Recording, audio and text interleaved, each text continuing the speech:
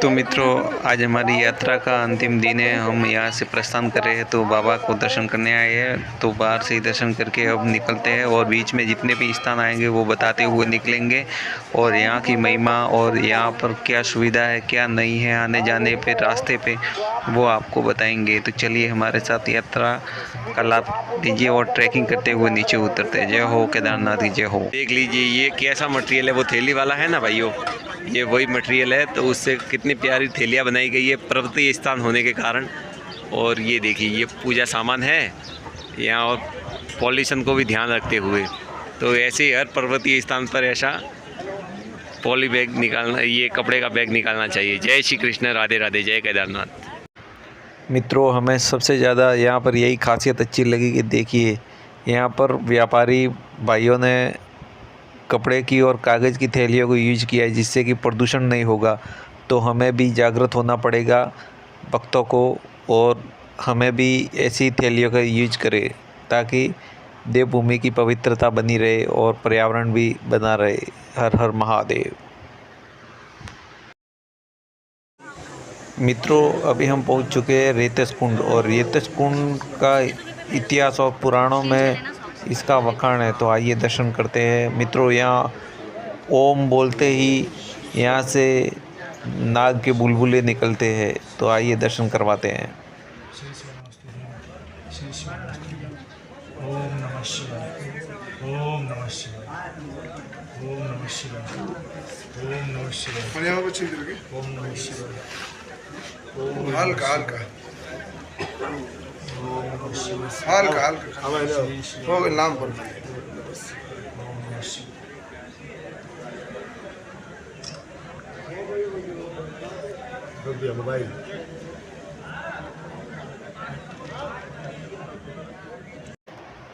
तो मित्रों, इसमें देखिए हज़ारों रुपए पड़े हैं, लेकिन यहाँ से कोई भी लोग यहाँ से 1 रुपया भी नहीं उठाता।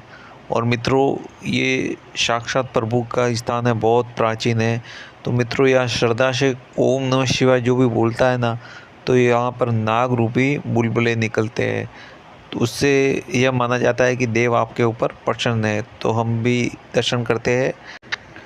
तो आप भी इस पवित्र कुंड के दर्शन कीजिए और हमारे साथ आप यात्रा का लाभ लीजिए। हाँ गुरुदेव।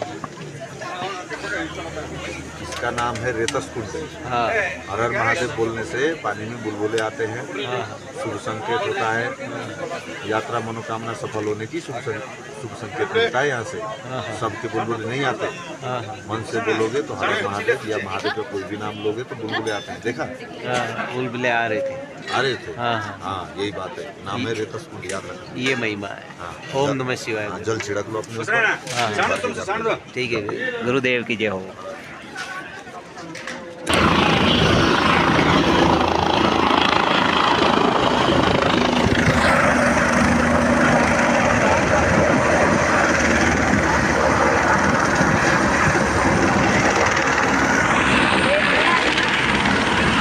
और मित्रों, इस हेलीकॉप्टर में खराबी हो गई थी, तो इसमें रिस्क हो गई थी। क्रैश होते होते बच गया है, और पहले भी ऐसी घटना हो चुकी है, लेकिन इन सब को बचाने वाले हमारे भोलेनाथ है।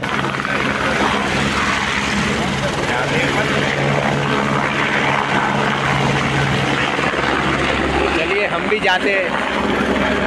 मित्रों, यहाँ से आपको उतरने के लिए घोड़े मिल जाएंगे, लेकिन घोड़ों के अंदर हमने एक चीज़ देखी है मित्रों, जब से हम यात्रा पे है, घोड़े का उतरते समय देखिए कितना ढलान है। ये पत्थर है ना, बहुत चिकने हो चुके हैं, और इनका इतना बैलेंस होता है ना कि जब ये फिसलते हैं तब चारों पाँव फिसलते हैं, फिर भी ये कंट्रोल कर लेते हैं। इतना ऊपर 70-80 किलो का वजन होता है, कई 100 किलो भी होता है, लेकिन ये कंट्रोल कर लेते हैं उस फिसलन को। और दूसरी बात कि ये घोड़े हैं मित्रों, ये भी अपना मित्र होता है, दूसरा घोड़ा जो उसके पसंद का हो उसके साथ ही चलता है, और वह कभी आगे पीछे हो जाए तो वह फिर चलता नहीं। ऐसा भी होता है मित्रों। या फिर उसको थकान आती है तो वो भी नहीं चलता, पानी पीना है तो वो भी नहीं चलता। घोड़ों की भी हमने ये कई ऐसे घोड़े हैं।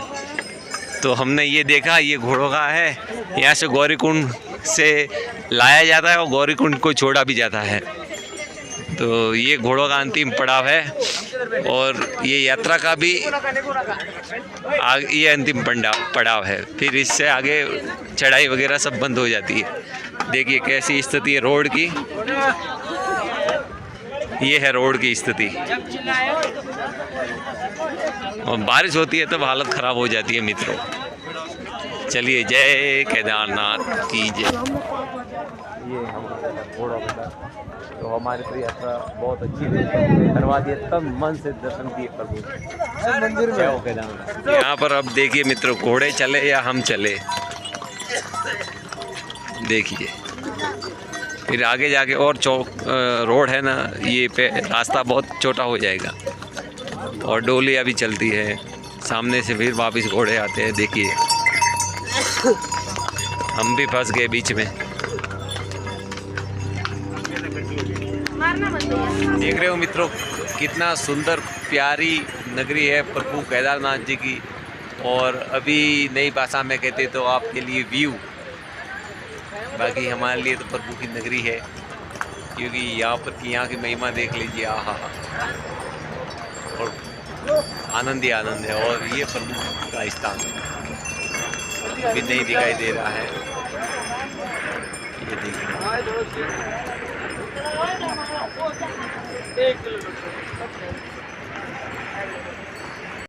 तो मित्रों, हम वहाँ पर थे, तो वहाँ से चलते हुए, यहाँ से होते हुए, मंदाकिनी के किनारे होते हुए और इस शॉर्टकट रास्ते से यहाँ तक पहुँच चुके, और आगे उतरना है इसी मंदाकिनी के किनारे किनारे शॉर्टकट रास्ते से। तो आप भी हमारे साथ यात्रा का लुत्फ़ उठाइए। ये देख लीजिए मित्रों, हमको नागफनी पौधा मिल गया, जो बहुत कम लोगों को दिखता है, बहुत कम मित्रों।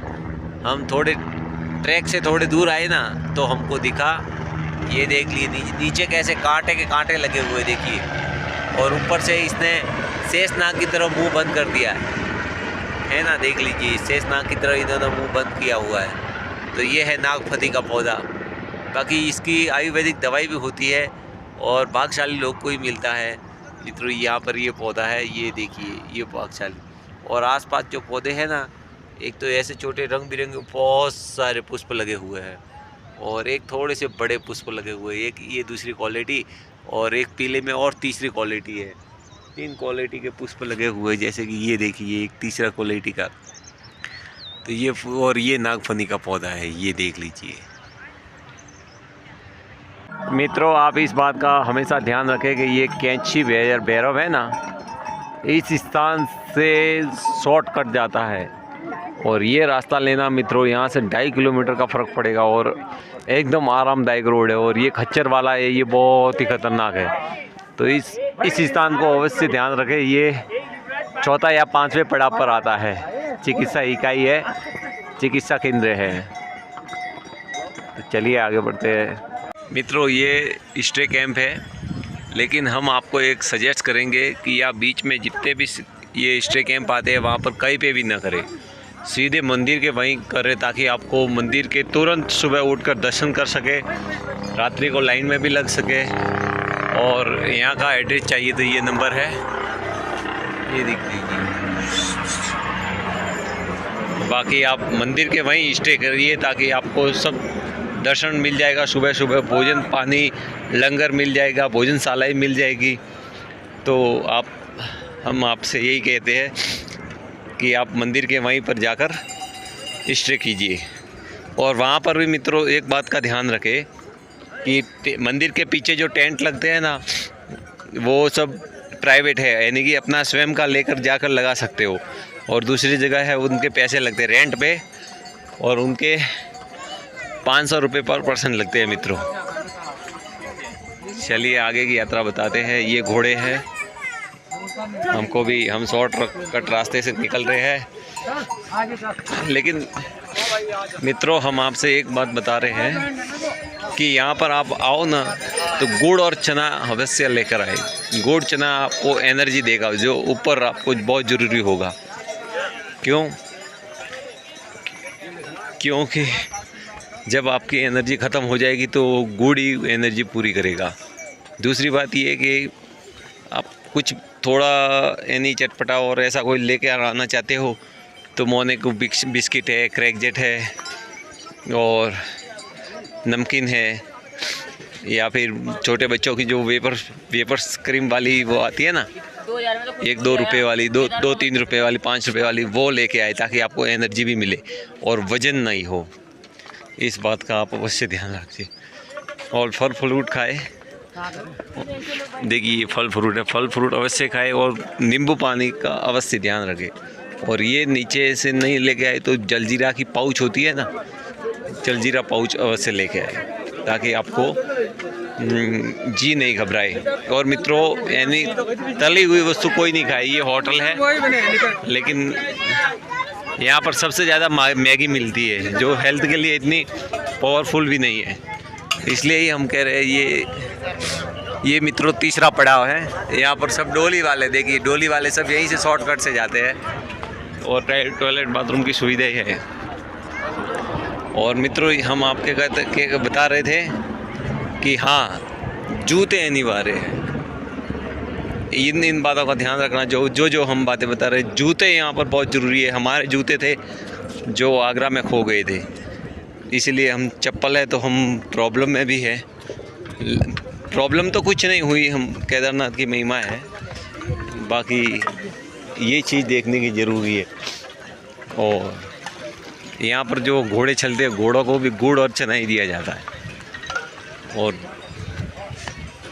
हमेशा इस बात का ध्यान रखें कि आपको शॉर्टकट वाला ट्रैक ही लेना है ताकि आप जल्दी से पहुंच सके।